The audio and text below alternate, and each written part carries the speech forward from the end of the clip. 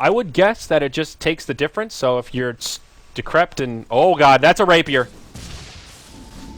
That's a Rapier on Havos. Okay. He was pulling up all that gold. 39 minutes in. Here we go.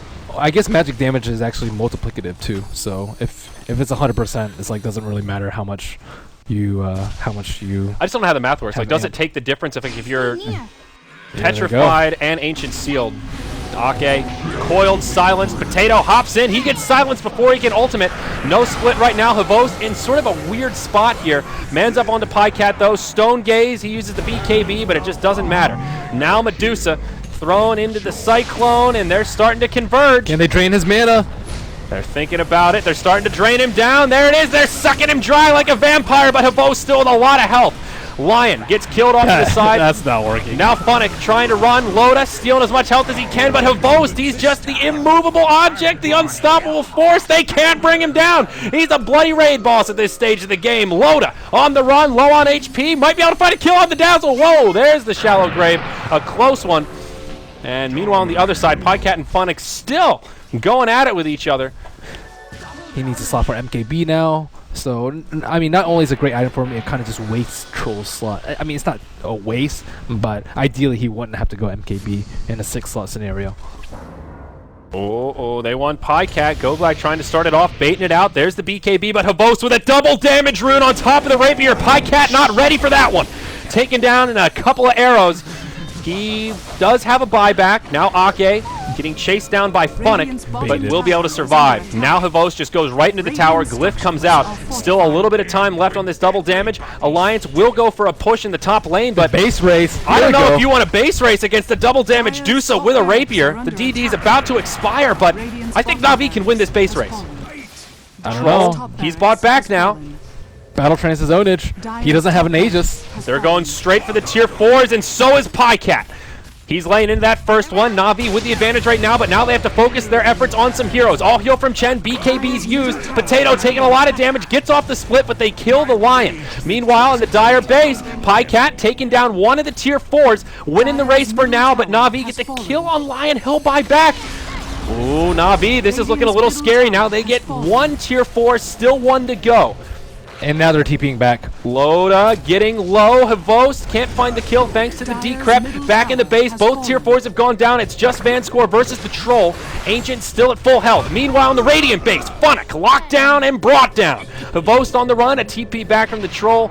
Can he get out? He's used the Flutter. And it looks like he'll live. Dendi just stands his ground. BKB TP knows he can make it out. Or can he? The bash from the Troll. Holy RNGesus.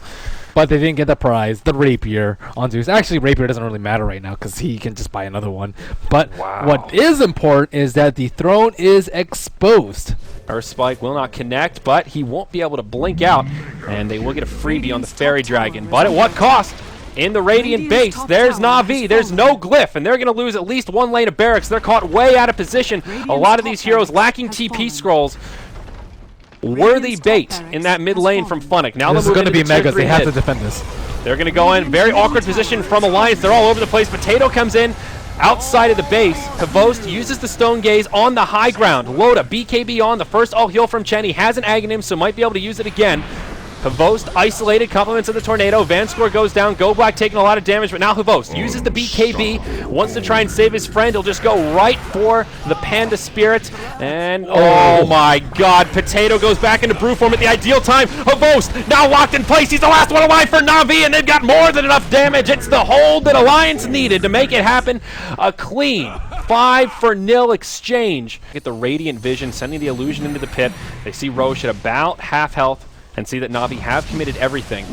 The scarier part is just how you deal with Dusa in there. Oh, the Force Staff keeps him alive. He's and a nice life tornado, I Loda. think. That's a sad way to die. All right, Roche dies. Zeus is the one to pick up the Aegis of the Immortal. Now the fight breaks out in the pit. Primal Split comes out from the Brew. Isolates the Dusa. They just want to kill his friends. Goblack the first to go down. BKB. Troll in the top lane. Uh-oh. All heal from Chen. Dusa will make it out, and they have to defend. Troll doesn't even make it to the throne, but puts the pressure on. And then getting Abyssal to the face, and then being like, what the heck happened? And then he has to buy back, and so, I mean, it's a smart play. Oh, actually, they're 5-manning mid. So much for it stopping TPs. Yeah, MiniTI's TPing back. Alliance ready to defend. It's just this mid lane of Barracks. They want the Megas. Now, there's a Glyph. We can't forget about Havost on the high ground, in the front lines, getting life drained down. The creeps pushing him back. Oh, Pycat going for the throne. Here we go. Glyph on the dire side. 2 fights breaking out at once. Na'Vi trying to make it back. Havost will TP home. Glyph comes out. Throne takes a good bit of damage, but still standing. Pycat now can't make the escape and will get put 6 feet under. I think that's actually not bad for Alliance because they did force the Glyph out. So now maybe they can Zerg the throne down. Coil will come out. Remember, he's got the BKB. There's the Abyssal. Interrupt it. Havost now with the Scotty. Nowhere for Pycat to go. He will die. What an item. So smart from Funnick. Puck Abyssal. Dendy, he'll BKB TP as MiniTI jumps on him. All heal from Chen, but there's a hero here to intercept. It's Dendy. He's going to put a stop to that. Meanwhile, Radiant base, Havost going in. This is the final hold that Alliance need to make. Let's take a look at the buybacks. Troll's already used it. MiniTI uses his BKB, but Havost just unloading arrows onto him. No mercy to be had. There is backdoor protection and a Glyph. Barracks will stay standing for now, forcing a buyback and killing the Lion. Pretty good for Na'Vi. They need to keep Havost alive, isolated by the tornado. Na'Vi hiding in the tree line, trying to bait out with Havost. Now he gets hexed. BKB used by Loda. Pycat as well. Force staff onto Havost, creates some space. They're kind of kiting Alliance right now, but Vanscore isolated, gets off a grave. Buys himself some time. Havost stunned, cycloned again. Just can't do any damage. Now Vanscore's gone down. Funnick will stay alive. Loda taking a lot of damage. Havost going to find another kill here perhaps. Stunned up, stunned again. The life drain from Loda, turning it around. Havost is dead. Alliance right back in it with 4 down on Na'Vi, and they're going to push right for the throne. And again, Puck has no buyback. Where is Dusa? Dusa has 12,000 gold almost with a Rapier in the stash. Will buy back. And who else has buyback? Vanscore has buyback. Dendy has buyback. Okay, let's count this up again. There's 1 on the Troll, Okay. 1 on the Dusa, and that's all I see. I don't see any in the stashes. Okay, anyways, we're about to see a throne. Yeah, they're going to go right for it. Now, Dire do have a Glyph. Havost turned into a chicken right away. BKB's used it plenty. They're just going to focus the throne. The fervor from Pycat doing the work. The Glyph with 147 HP left. I think Alliance can just spit on it, and it'll fall at this point. They will. The Troll dies at the end, but what a game 1. We've got at least 1 more game coming up as Alliance. You question Alliance's late game. Woo! I certainly did, and the Troll, man. They just handled themselves so unbelievably well.